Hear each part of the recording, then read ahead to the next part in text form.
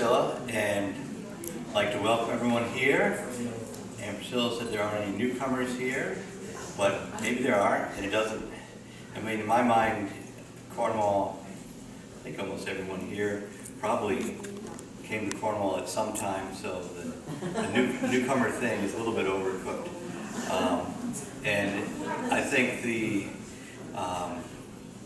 but I think it's indicative of the town that we do welcome people here, and we in the broadest sense, have always relied on new people, new ideas, taking advantage of our ability to attract people here, to refresh the town, to bring in new energy, and to bring in new ideas, and to strengthen the traditions of the town and create new traditions. And I think that's one of the things that's sort of unique and attractive about the town, is that even though it stays the same in a lot of ways, it also has its eye on the outside world and isn't afraid to do some new things.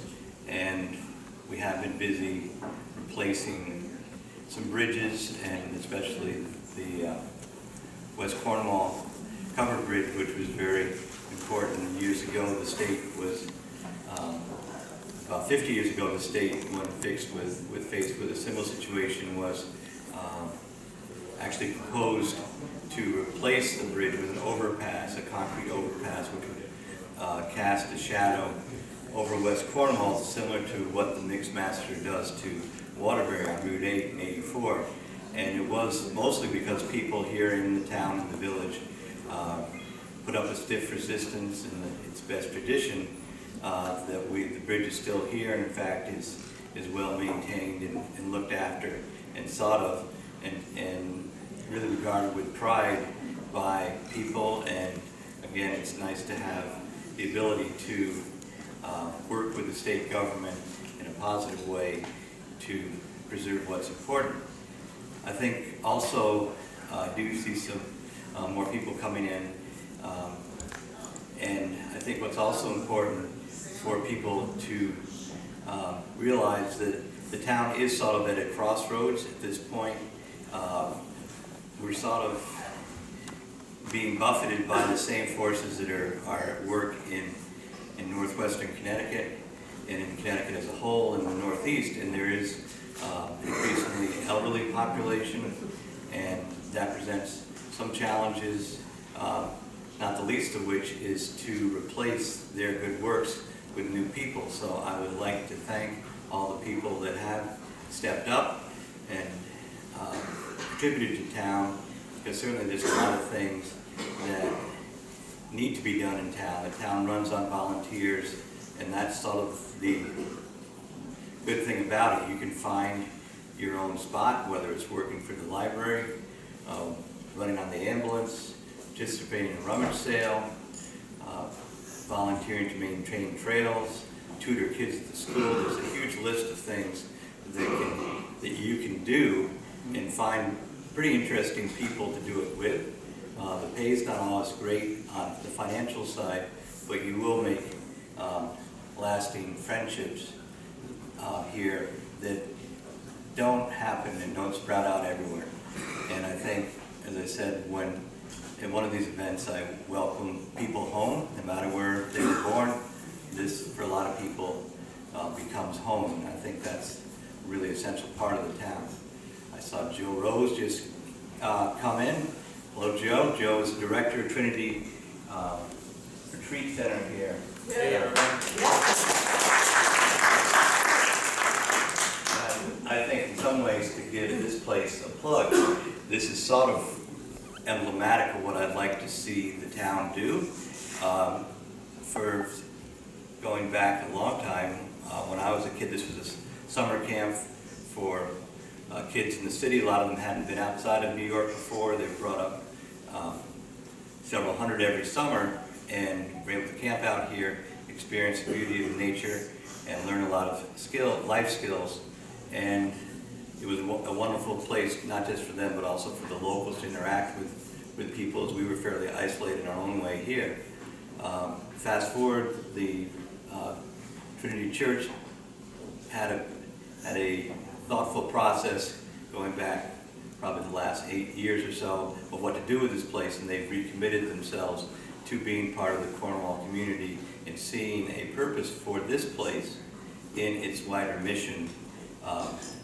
And again, they've brought these buildings back to life. They've hired quite a few local people, and they have increased the amount of opportunities there are for not just for local people here, but for people to feel welcomed in this incredible setting.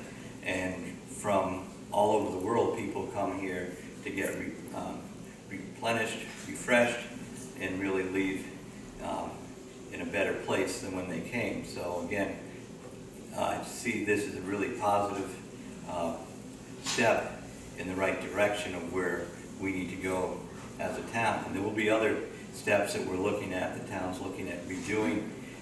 It's a plan of conservation development, and that will be a big effort that will be coming up fairly soon to look at issues as far as making it easier for people to live here, work here, and do many of the things that are essential for the town to survive as a vibrant place while protecting the beauty of the place that we all enjoy.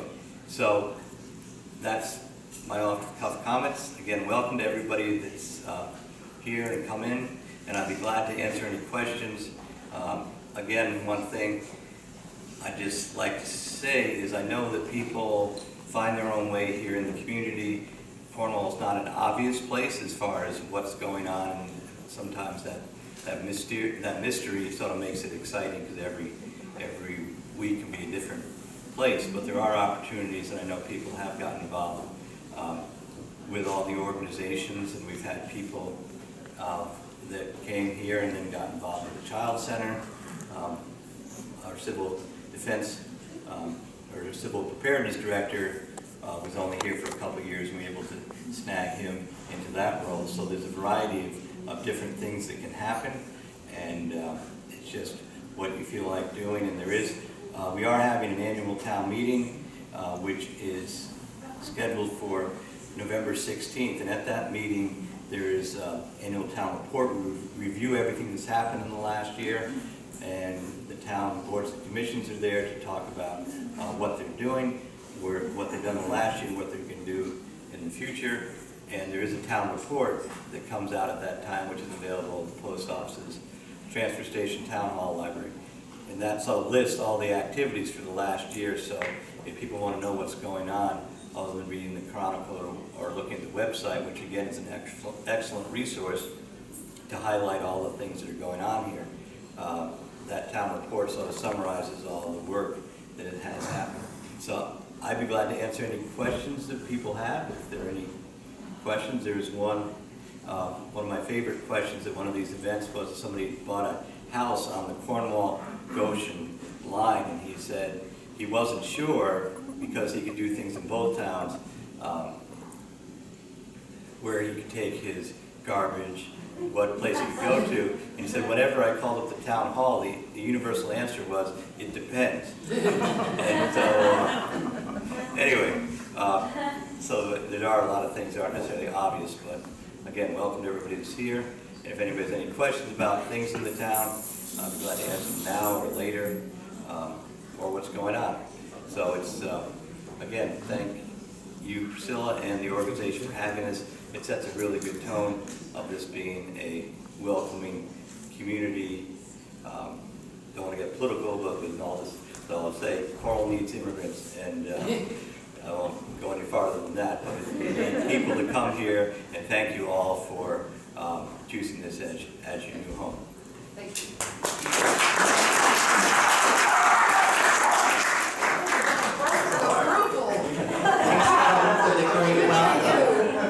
We've often held this meeting at the Cornwall Library, which is over in the center of town.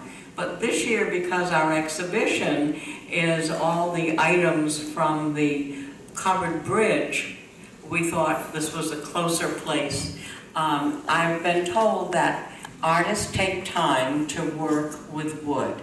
So I want to be sure that you do get to see everything. There are 2 pieces outside. There's a weather vane and wonderful knitting needles.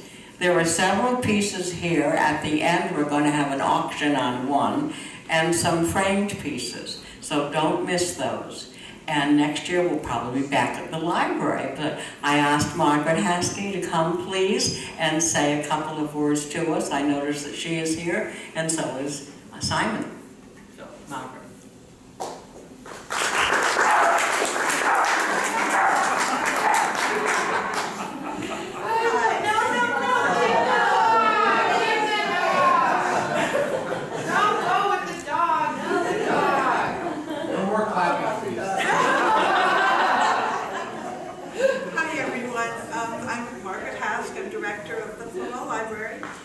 I'm very happy when I look at you to see that I recognize almost everybody in the room.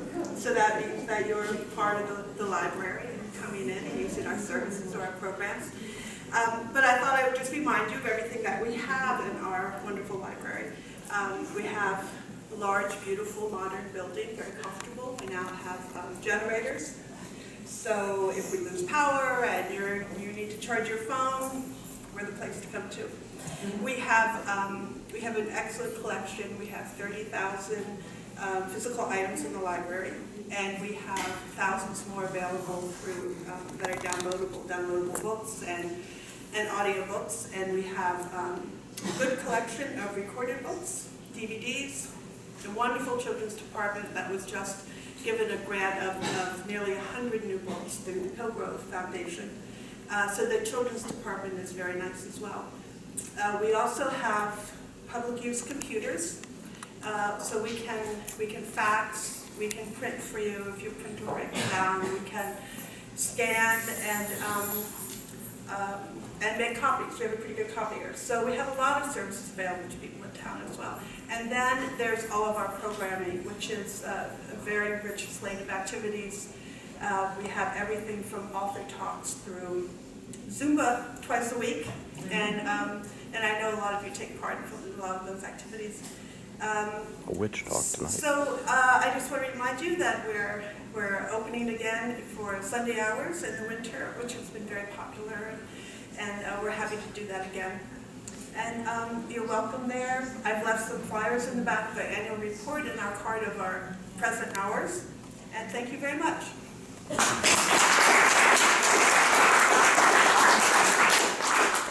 Thank you, Margaret.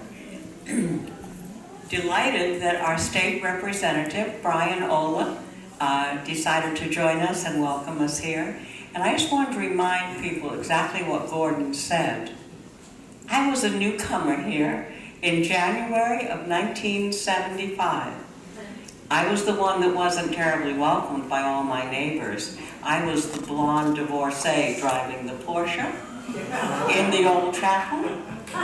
But it took a few years. They got used to me, and now I think my neighbors like me almost as much as I like them.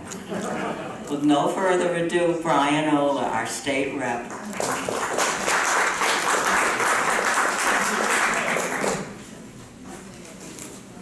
Good afternoon. It's nice to see everybody. I guess it did start to rain out there, but what a warm welcome in here, and for all the new faces, we welcome you to Cornwall, and particularly West Cornwall.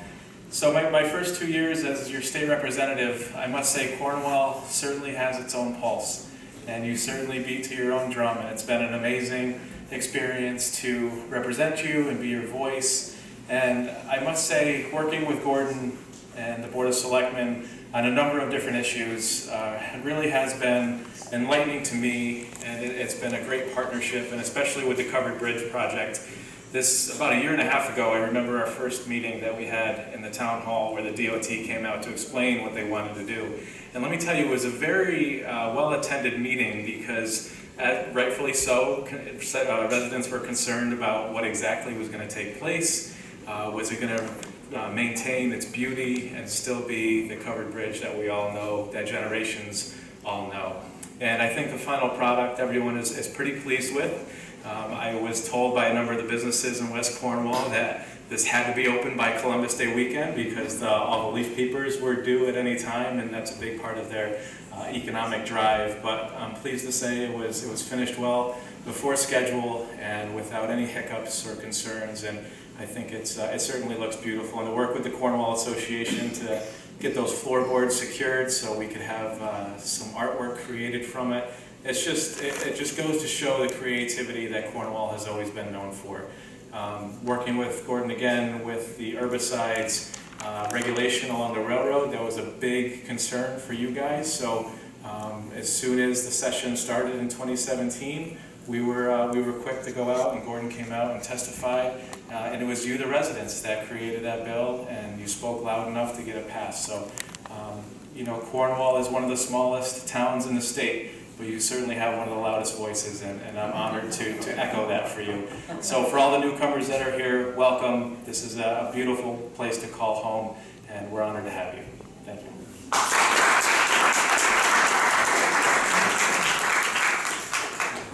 I'd like to remind everyone that when you're thirsty, we have wine, ale, cider, and if you're hungry, we have food. And there are several of the artists here. I'm not good with names, but I'm going to ask them to come forward. I know Stephen Spaduto, who did the frames. And is Carolyn Kosciuszko here? I was going to ask her to read her poem. There's a beautiful poem that Stephen has made a frame for, which is one of the exhibit items. The gentleman who made the table, I think he is here. Come forward so everyone can see you.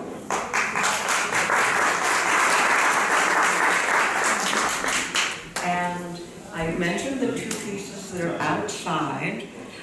I don't think I've mentioned Tim Prentice's piece, which is beside the lighted sconce over here.